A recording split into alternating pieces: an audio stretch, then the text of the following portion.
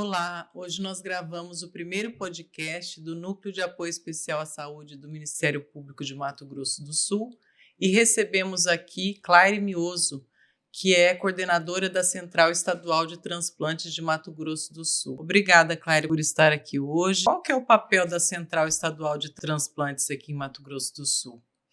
A Central Estadual de Transplante ela é um órgão da Secretaria de Saúde do Estado de Mato Grosso do Sul, né? Cada estado tem uma central. E o papel principal nosso é gerenciar todas as atividades de doação e transplante dentro do âmbito estadual. Então, se tiver uma doação em qualquer cidade do nosso estado, todas essas doações são gerenciadas por nós. Além da gente gerenciar, nós também fiscalizamos essas doações, né? Porque nós temos que obedecer uma lista. E essa lista ela é obedecida a partir do momento que ocorre a doação. Então, o nosso papel é um papel de gerenciar e também fiscalizar todo o processo de doação e transplante no âmbito estadual. E a Central ela trabalha só com serviços públicos ou privados também? Nós temos autorizados, né, porque todos os serviços de transplante, tanto equipes como estabelecimentos, banco de olhos, organização de procura de órgãos, todos são autorizados, o serviço é autorizado pelo Ministério da Saúde. E nós temos tanto serviço particular, como conveniado pelo SUS, e convênios também particulares, né? Unimed, CACEMES e outros convênios que nós temos dentro do estado. Mas, na maioria, mais de 90% de todos os transplantes, isso no país todo, é feito pelo SUS. E o SUS, ele custeia o pré-transplante, que é quando o paciente ele vai ser, vamos dizer assim, avaliado pela equipe. Ele custeia o transplante, propriamente dito, o ato cirúrgico ali, e o pós-transplante também, todo o acompanhamento e toda a medicação que o paciente vai tomar o resto da vida. Tudo é custeado pelo SUS. Há uma fila única para os transplantes? Sim, as filas elas são estaduais. Então, cada órgão e cada tecido, no caso a córnea, que aqui nós fizemos no estado, é uma fila única. Mas quando a gente não vai utilizar aquele órgão, por exemplo, nós não realizamos no nosso estado o transplante de pulmão, por exemplo, nem de coração. Então, se nós temos uma doação hoje de um paciente que doa pulmão e coração, como a gente não tem fila estadual, a gente oferta para uma central que a gente chama Central Nacional de Transplante, que fica em Brasília, e ela vai gerenciar aí sim uma fila nacional. E esse órgão, a partir do momento que ele é ofertado, a Central Nacional roda uma lista e vai para o primeiro da lista. Então, existe a fila estadual, que é gerenciada pelas centrais, e a fila nacional, que é gerenciada pela Central Nacional de Transplante, que é ligada ao Sistema Nacional de Transplante, que fica em Brasília. E aqui em Mato Grosso do Sul, que tipos de transplantes nós temos hoje? Hoje nós realizamos transplante de fígado no Hospital do Pênfigo, pelo SUS. Realizamos transplante renal na Santa Casa, pelo SUS. E no Hospital da Unimed, por convênio e particular. Realizamos transplante de medula óssea no Hospital da CACEMES, particular e convênio. Realizamos transplante de tecido músculo-esquelético no Hospital da Unimed, que são os ossos, né? E transplante de córnea nós realizamos em várias instituições. Pelo SUS, nós realizamos transplante de córnea na Santa Casa, no Hospital do Pênfigo e no Hospital São Julião. E nós temos várias clínicas particulares que fazem transplante particular e convênios, e temos também em Dourados já 2 clínicas que realizam transplante de córnea, né? Então, a ideia é realmente a gente talvez interiorizar mais o transplante de córnea para evitar que o paciente saia da sua cidade, venha até Campo Grande realizar. Então, a gente tem, assim, projetos, né, de interiorizar o transplante de córnea no nosso estado. E como que funciona a declaração de vontade do doador? Ela é expressada ainda em vida ou pelo familiar após a morte? Como funciona isso? A doação de órgãos, ela a pessoa, o ideal, né? O ideal seria você deixar claro para sua família que você é um doador de órgãos. Porque quem autoriza a doação é parente até segundo grau. Então, você tem que conversar com sua família, deixar claro em vida que é um doador de órgãos, que quando acontecer alguma coisa com você, você gostaria que a sua família fizesse a doação. Hoje nós temos também uma declaração que chama AEDO, que é a Autorização Eletrônica de Doação de Órgãos. A pessoa, por vontade própria, ela vai até um cartório e faz essa autorização de autorização para doação de órgãos e tecidos. Só que mesmo ela tendo essa autorização, no momento que a pessoa morre, para poder a gente fazer uma retirada, a gente tem que ter a família autorizando. Então ajuda essa autorização eletrônica, ela ajuda, porque caso a família não saiba que a pessoa é doadora, ela vai, através do documento, verificar, não, a vontade da pessoa era doar os órgãos e tecidos. Mas se você não tiver, naquele momento, a família não tiver o convencimento de dizer, não, ele conversou comigo, ela conversou comigo e disse que queria ser um doador, de nada vai adiantar a autorização eletrônica. Então, por isso que todas as campanhas, tudo que a gente faz, o Ministério da Saúde faz, o Sistema Nacional de Transplante, é tudo sempre focado na família. A família que tem que saber da sua vontade em vida. Porque, por exemplo, aqui no estado, nós temos em torno de 60% de negativa familiar. Ou seja, de cada 10 pessoas que a gente conversa e solicita a doação, 6 dizem não. E aí, quando eles dizem não, a gente pergunta, né? Qual que é o motivo do não, né? Na maioria, não é só esse motivo, mas na maioria desconheço a vontade da pessoa que morreu. Ela nunca conversou se ela era doadora ou não. Então, na dúvida, muitas vezes a família opta pelo não. Então, é esse trabalho que a gente faz, né? A gente conversa com universidades, palestras que a gente faz, programas que a gente participa, sempre enfocando a importância da conversa que você tem com a sua família. O que tem que fazer? Basta essa conversa e deixar claro que você é um doador. Porque a família é incrível, mas ela sempre faz a última vontade da pessoa. Então, se a pessoa deixou claro, ela vai fazer a doação. E nos hospitais, quem que faz esse trabalho ali de sensibilização das famílias?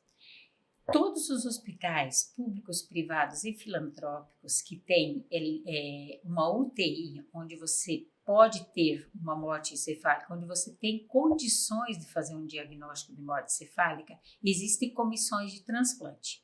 São pessoas, né, profissionais, treinados, capacitados para fazer esse acolhimento familiar, quando você chega com um familiar, vamos dizer, com um acidente, ou um AVC, um aneurisma. Existem pessoas treinadas e capacitadas que vão lá e acolhem essa família.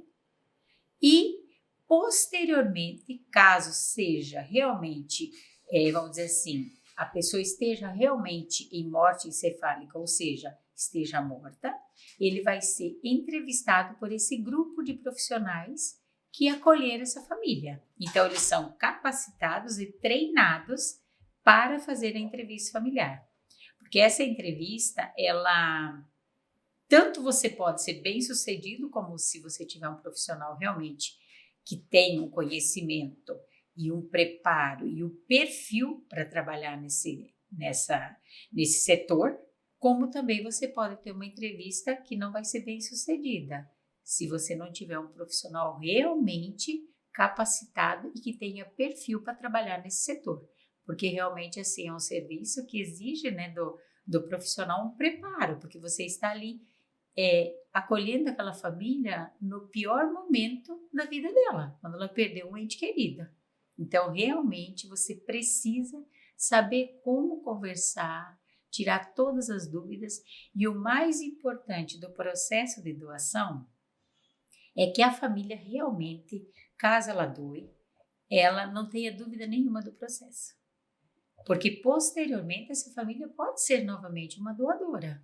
Se ela sair satisfeita ali daquele momento, né, que é um momento extremamente difícil, se ela sair sem nenhuma dúvida dali, se ela ficou, vamos dizer assim, esclarecida do processo, ela vai falar bem do processo, senão ela vai falar mal. E isso, para nós que trabalhamos nessa questão da doação e transplante, isso é fundamental, que a família seja realmente acolhida, que ela saia esclarecida, que ela não tenha dúvida nenhuma e que tudo que ela precisar naquele momento, essa equipe esteja disponível para atender. E então muito depende desse acolhimento inicial ali no hospital, né? E qual que é a importância disso, né, desse trabalho para que nós possamos receber mais órgãos? É fundamental isso. Nós hoje temos assim trabalhado muito na questão da capacitação desses profissionais, porque muitas vezes o profissional ele nunca ouviu falar em doação e transplante, ele trabalha dentro do hospital, mas ele desconhece o processo, porque esse processo ele é um processo extremamente complexo. Ele realmente não é um processo que você aprende em faculdade. Você aprende ali se você estiver ali, se você fizer uma capacitação para isso. Então, hoje nós trabalhamos muito capacitando os médicos, enfermeiros, psicólogos, assistentes sociais, né? Que vão dar esse primeiro acolhimento para a família. Porque se no primeiro acolhimento, quando a família chegar no hospital, ela não for acolhida adequadamente e posteriormente o familiar dela evoluir para a morte encefálica, que você chamar essa família e fizer uma entrevista para a doação de órgãos, a família vai negar. E ela vai negar e ela vai dizer que negou porque não foi bem atendido. Como muitas vezes a gente tem a negativa e dizendo, olha, nós não fomos devidamente atendidos. Então, é fundamental que esse acolhimento seja feito correto. Em estados onde existe muita doação de órgãos, né, a gente percebe o perfil do profissional que atende a família. Então, primeiro a pessoa tem que aprender, porque isso daí é um processo também, né? A pessoa aprende ao acolher e aprende a entrevistar. Mas o principal é o perfil. O perfil do profissional que vai dar aquele primeiro atendimento ao familiar, né? Muito respeito, não pode deixar a família em momento nenhum abandonada, não pode ter dúvida nenhuma sobre o que aconteceu com o seu familiar, né? Como que ele evoluiu para uma morte cefálica, ele chegou vivo e evoluiu para uma morte cefálica. Então isso tudo tem que ficar esclarecido. E quem que vai esclarecer isso daí? O médico, que é o médico do paciente, mas principalmente os profissionais que estão ali na linha de frente atendendo essa família. Claro, você citou que nós fazemos diversos, né, tipos de transplante de órgãos aqui em Mato Grosso do Sul.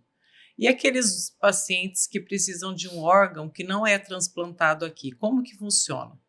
Então, o paciente que precisa, por exemplo, de um coração, nós não fizemos aqui esse transplante. Esse paciente, ele é encaminhado para outros centros transplantadores.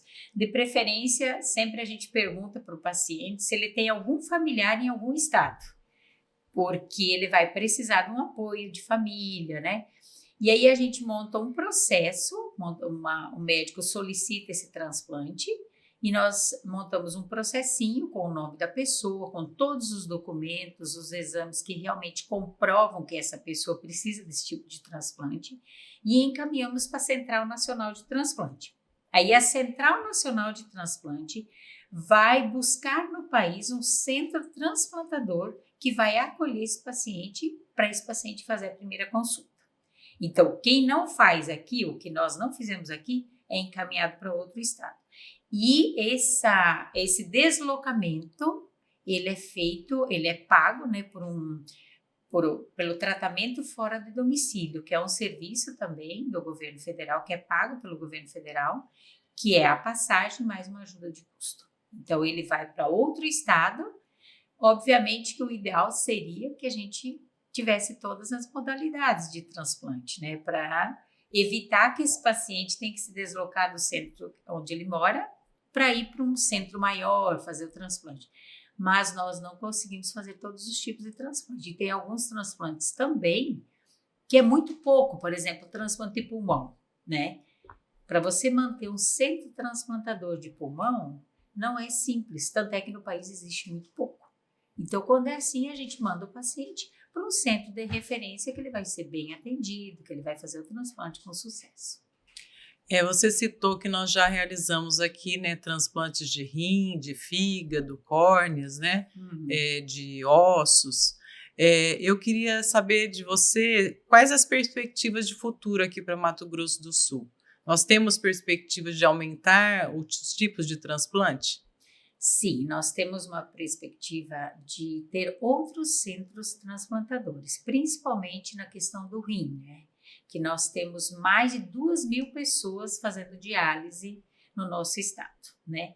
E muitas delas têm indicação para transplante, né? E muitas estão indo para outros estados realizar transplante por conta da demora, por conta de não conseguir talvez entrar na fila, né?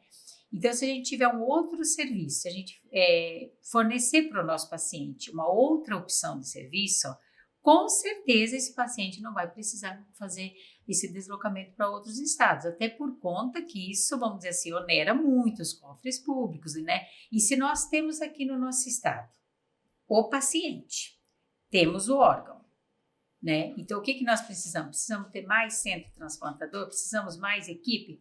Então, é isso que nós estamos fazendo. Nós já oferecemos, né, para outros estabelecimentos e outras equipes, vamos dizer, esse tipo de modalidade de transplante. E a gente já teve aceite, né, para a gente poder melhorar e atender nossos pacientes, que o foco de tudo, de todo esse trabalho, é a gente atender o nosso paciente.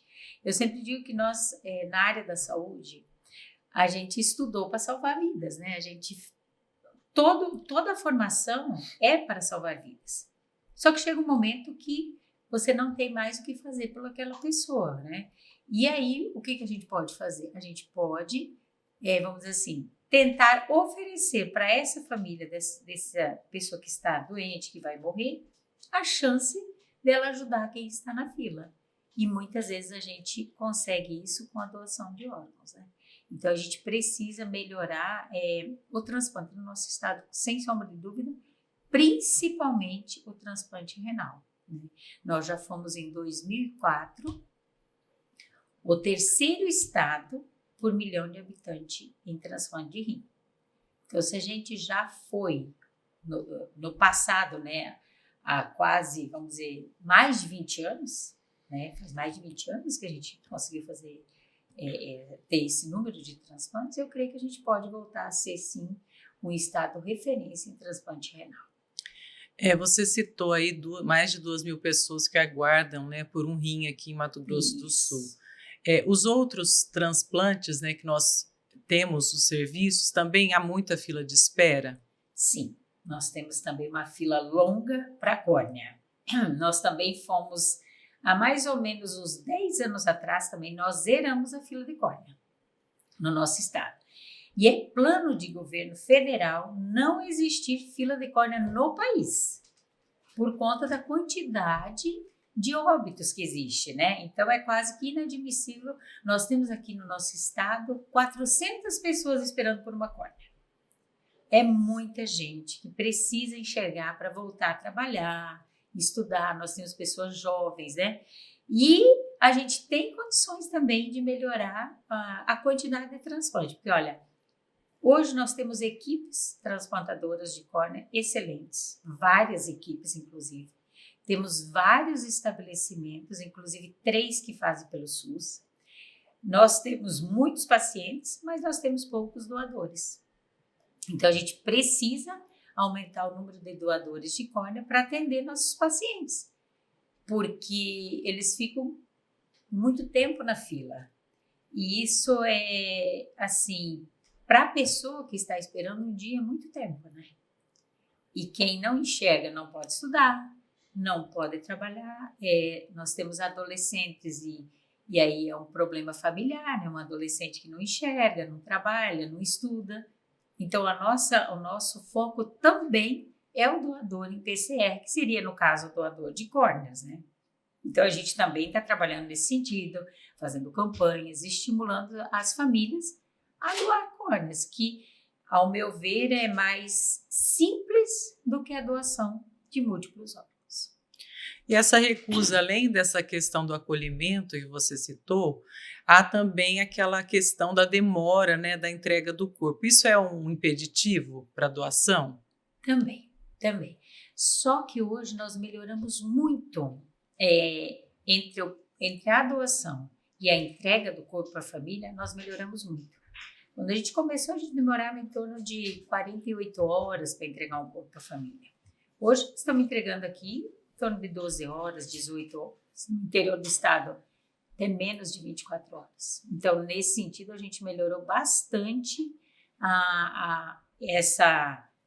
uma das reclamações, né, da família, que é o tempo de demora da entrega do corpo. Mas também é uma queixa familiar na demora da entrega do corpo. A Central Estadual, ela completou 26 anos, né? Como que você analisa todo esse trabalho realizado nesses anos? Olha, eu estou há 23 anos na frente da Central de Transplante. Nós melhoramos muito, principalmente há 2, 3 anos que a gente tem assim, alcançado números expressivos, que a gente tem se projetado nacionalmente, né? Isso a gente tem uma rede de apoio imensa para a gente conseguir isso, né? Nós melhoramos muito a questão do transporte, da logística. Nós temos apoio, inclusive, muito forte do Ministério Público, né, que nos apoia no sentido, assim, de reuniões, de conversas, de verificar, assim, quais as dificuldades, tentando nos ajudar, né? E nós não conseguimos ter todos esses números positivos se a gente não tiver uma grande rede de apoio que foi, vamos dizer assim, construída ao longo, né, de todos esses anos da Central, né? Então, assim, nós evoluímos muito. Nós hoje temos, como eu repeti, até estou repetindo, né, mas a questão da córnea. Quando eu entrei na Central, a gente tinha 2, 3 estabelecimentos que faziam transplante. Hoje nós temos vários, temos acho que temos 11, temos 22 equipes. Temos, assim, avançamos muito, mas ainda precisamos avançar mais, né? Porque nós temos que atender os nossos pacientes, né? E quando a gente não consegue atender por algum motivo nossos pacientes, eles têm que se deslocar. E isso é deslocar para outros centros, e isso é um transtorno familiar. Muitas pessoas não têm condições monetárias de ir, né? Acaba que desiste até do transplante, né? Então, nós temos que avançar mais e a questão nossa é realmente aumentar os doadores e aumentar os transplantes. Há um ano, né, nós começamos aqui em Mato Grosso do Sul a realizar transplantes de fígado. E nós, do Ministério Público, acompanhamos, né, essa trajetória, a luta que foi a implementação desse serviço. Como que você também analisa esse serviço agora de transplante de fígado aqui em Mato Grosso do Sul? O transplante de fígado, vamos dizer assim, por mais que a gente tenha projetado isso, até para nós que trabalhamos na Central de Transplante, eu creio até para a equipe e para o próprio Hospital do Pênfigo, foi surpreendente o que aconteceu em um ano. Agora, em julho, né, fez um ano que nós começamos os transplantes. E até a data de ontem, nós realizamos 51 transplantes. Então, assim, é um número extremamente expressivo. Nós ficamos no primeiro trimestre da Revista Brasileira de Transplante, a gente ficou em 4º lugar. Né? Então, assim, diante de todas as dificuldades, porque você iniciar um serviço num hospital e com uma complexidade, como é o transplante de fígado, que é um dos transplantes mais complexos que existe, é surpreendente o que aconteceu. Até para nós foi porque a projeção que a gente tinha não era essa quantidade de transplante. E isso foi acontecendo, as doações foram acontecendo, né? A equipe fez vários deslocamentos para outros estados para fazer a captação e trazer esse órgão e transplantar. Então, assim, foi uma surpresa muito boa para nós, para a equipe, para o hospital, mas principalmente para os nossos pacientes.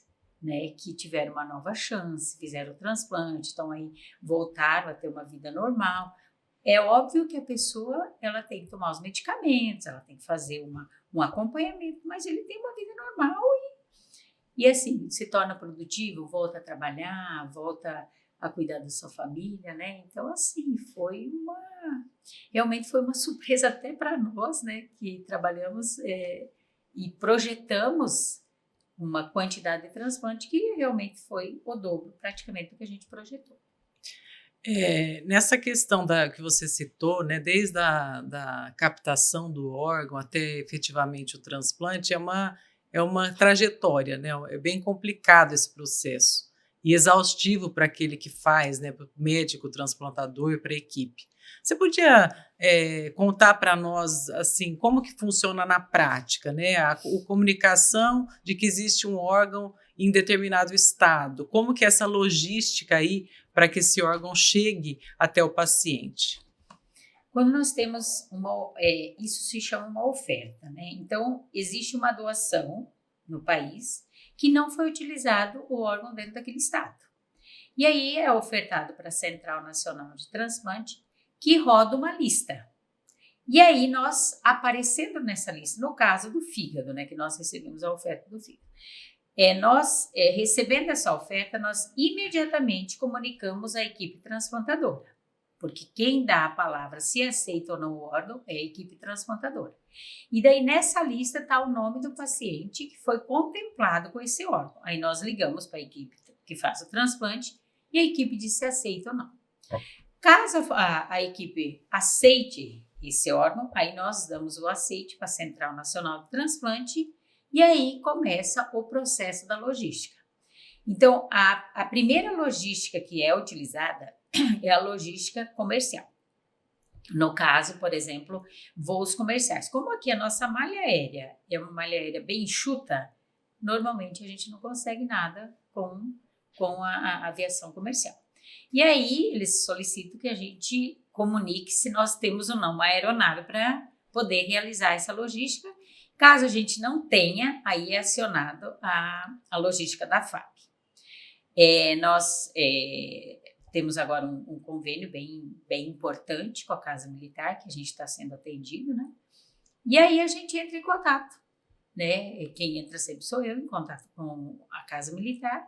E se é aceito, se a Casa Militar tem o voo, aí a gente faz um anexo de voo. E aí, por exemplo, vamos dizer que a retirada desse órgão é amanhã, 7 horas da manhã, lá em Rondônia. Aí é feito todo um plano de voo e a equipe é levada até o estado onde tem esse órgão. Aí faz a retirada, vem para cá, faz a retirada do órgão do receptor e implanta o órgão que veio do outro estado.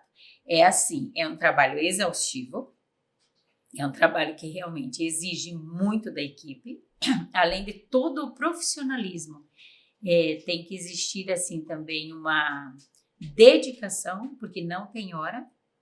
Se a pessoa acabou de sair do hospital, ela tem que voltar de novo, é longe, é cansativo, né? E é uma responsabilidade muito grande, além de todo o perigo que essa equipe corre, né? Se deslocando, porque qualquer viagem realmente a pessoa corre riscos também, né? Mas assim, é extremamente gratificante e eu acho que eu diria assim, que não basta você ser um profissional, isso daí tem que ser assim, um plano de vida da pessoa. O transplantador, principalmente a questão assim, cirúrgica, né? Eu acho que a pessoa ela tem que, mais do que amar isso daí, né? Assim, eu acho que é simplesmente eu acho que é o maior ato de amor que você pode fazer para uma pessoa. Que muitas vezes a gente liga para a equipe está junto com a família dela. Às vezes está almoçando, às vezes é aniversário de um filho, às vezes é aniversário dela mesma, da família. Ela tem que deixar tudo aquilo naquele momento. Não é assim, tá bom, amanhã eu vou. Não. Você tem que decidir agora. Tanto é que nós temos 1 hora somente para dizer se a gente vai ou não ficar com o órgão. Então, ela tem que estar sempre com o telefone do lado, né? Dormir com o telefone, vai sair, vai fazer uma comemoração, sempre disponível 24 horas. É um projeto de vida. Realmente, assim, nós da Central, assim, a gente tem muito respeito e muita gratidão por quem faz isso. No caso, né, agora, no momento, seria a equipe do Dr. Gustavo Rapaz, no Hospital do Pênfico. Claire, então você citou, né, todo um trabalho em conjunto, né, que precisa funcionar bem.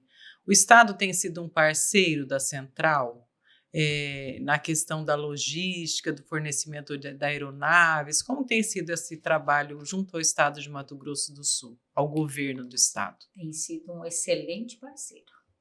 A gente não teria conseguido esse número de transplantes se a gente não tivesse o apoio do governo, né, do Estado, e principalmente da Casa Militar, que também acaba que tem que atender o telefone qualquer hora e rapidamente fazer o plano de voo, disponibilizar a aeronave, disponibilizar os pilotos, né? E eles levam a equipe e tem que ficar aguardando. Se a equipe demorar 5 horas naquele estado, eles vão ter que aguardar para trazer a equipe de volta. Então, assim, tem sido muito parceiro. Nós realizamos, nos últimos 10 dias, 5 viagens só dentro do nosso estado. 3 para Dourados, e assim, 1, 2, 3. 3 dias seguidos e 2 viagens para Três Lagoas. Uma num dia e outra no outro dia. Então, mais de 72 horas, vamos dizer assim, disponibilizando aeronave, piloto. Então, assim, os parceiros realmente, uma gratidão eterna a todos mesmo, ao governo, ao nosso coronel e aos pilotos, né? Todo o cuidado que eles têm com a equipe, né? Está sendo muito bom, realmente. Tivemos muitos avanços. É incrível, né? Assim como as pessoas, elas se tornam parceiras e formam uma grande corrente do bem. Claire, você citou, né, o trabalho da Central Nacional também de Transplantes e tem ocasiões em que a gente acaba escutando quando tem celebridades que vão fazer ou precisam de um órgão, né, que essa fila não é transparente, né? Como que você tranquiliza a população em relação a isso, né? A lisura desse processo de transplante no Brasil? Bom, eu estou há 23 anos na Central, eu tenho maior respeito por todo esse processo, né? A transparência, a igualdade entre os pacientes, tudo. A fila é uma fila única estadual e passa a ser uma fila única federal quando você oferta um órgão. Porém, existe a questão da urgência, existe a priorização e existe a situação especial. Se você é um paciente que você precisa de um transplante de urgência, realmente você vai para o primeiro lugar na fila, tá? Então, existe a urgência, existe a priorização. A pessoa, inclusive, se ela está na fila, ela pode acompanhar o nome dela ali na fila, ela tem um número no ministério, ela pode entrar, verificar o lugar que ela está na fila. No caso do órgão, ela vai ver que ela está inscrita, porém, o lugar que ela está ali depende muito do doador, né? Então, o doador tipo sanguíneo, que é o transplante de órgãos, ele é feito por compatibilidade sanguínea também.